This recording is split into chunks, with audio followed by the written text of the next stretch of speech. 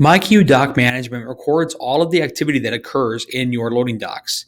All of this workflow that we see here that occurs in your docks whenever a truck arrives and then work begins on that truck. The software records all of that so that you can go into your historical data, your historical activity here, and you can select any range of time that you want, and you can find any individual dock session that occurred in your facility. So I'll go back here. I want to show you one of these here as an example, and I'm going to show you one from early June, and we'll take a look. This is a great example here because this one is kind of what you might run into in your dock sometimes. Here we see the truck showed up here, and then it was at the dock all the way until the end of the session, 3 hours and 40 minutes later. And this last 40 minutes was detention time. That is the beyond the agreed upon time that this demo account customer agreed with that carrier that they would keep their trucks there at. But the customer, this demo account customer, can generate a report of this workflow, visual workflow, and show the carrier that, no, we actually released that truck from the restraint well before detention time hit. So I don't know why that driver was still in our dock, but we're not responsible for that detention time. That's not us. That looks like him. But on the front end, here's something else that you can do with this information. If you notice trends in your docks with trucks showing up here, and then you've got excessive amounts of dwell time all the way where there's no work being done here on this truck, but it's just sitting there at your dock. It's being detected by the truck presence sensor, but work isn't happening until, in this case, 50 minutes, 45, 50 minutes after the truck shows up. So, you might have a manager who's responsible for dock operators in your facility, and a conversation between a manager and the operator, in this case, for example, might go something like this. The manager will say, let's try to cut down on the amount of time, the dwell time here. What can I do to help you? And the dock operator might say, well, I don't always know when a truck shows up. So, I can't always, I can't always be there at that exact time. Sometimes I'm behind. And the manager can say, okay, well, we have two options. Number one, I have the ability to set up a notification so you get a text or an email on your phone every time a truck shows up at one of your docks. Would you like me to do that for you? Will that help? And the dock operator might say, well, yeah, that would definitely help. But, there's so many trucks coming and going that I might get dinged an awful lot on my phone, and it might be distracting. So then the manager can say, all right, well, we still need to make sure you're getting to these trucks within a reasonable amount of time after they arrive. So, we're shooting for under 15 minutes in between here. We don't want that much dwell time.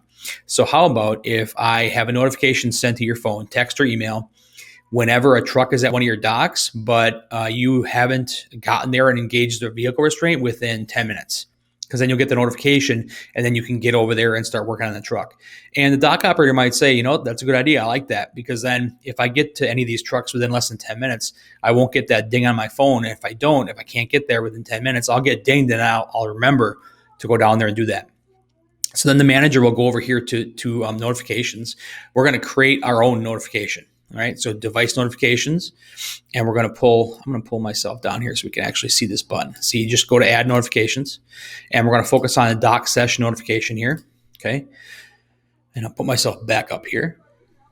So all we're going to do is we need to know what the notification's name is going to be. Call it whatever you want, and we're going to be focusing on exactly what the steps in our sessions are, starting with, in this case, there are all the sensors present in this demo account's docks, right?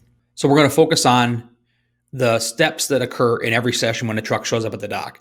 The first step in a session is that a truck shows up at a dock, and then it's engaged by the restraint. The door is open, the lever is deployed, work is done on the forklift, the truck is loaded or unloaded, and then the leveler is stored, door is closed, restraint is engaged, and the truck leaves. Okay, that's the typical workflow in this demo account dock, right? So at these docks, we're going to focus on the step that is happening. We want the software to focus on this step for notification purposes. And we got to keep in mind of the next step, which is what's not happening in time, the restraint being engaged.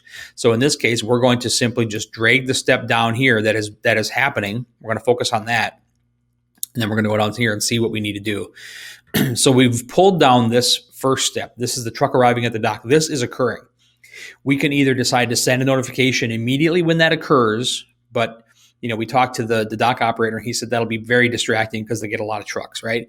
So instead, we're going to focus on sending a notification when no other session activity occurs after that within a certain amount of time. In this case, no other session activity means the next step, right? Which is the the restraint being engaged. That's where we're losing our flow a little bit here, right? The truck's showing up, but the restraint's not being engaged in time.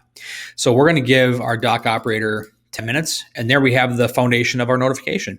So anytime a truck shows up at one of our dock operators' docks, and he doesn't get down there to engage the restraint within 10 minutes, he's going to get a text or an email, okay, on his phone. We can just select the days and hours that he's working, select whatever docks are his, whichever docks you want this to apply to. And then down here from the list of whoever you decide to put in your dashboard, whoever you decide to have access to the software and in your company, just select his email from down here and then hit save, and you've got your notification. So this dock worker will get notified, a text or email on his phone whenever a truck arrives at one of his docks and he doesn't get down there to restrain it within 10 minutes or less. So this is just one more way that myQ dock management is really useful for increasing efficiency at your loading docks.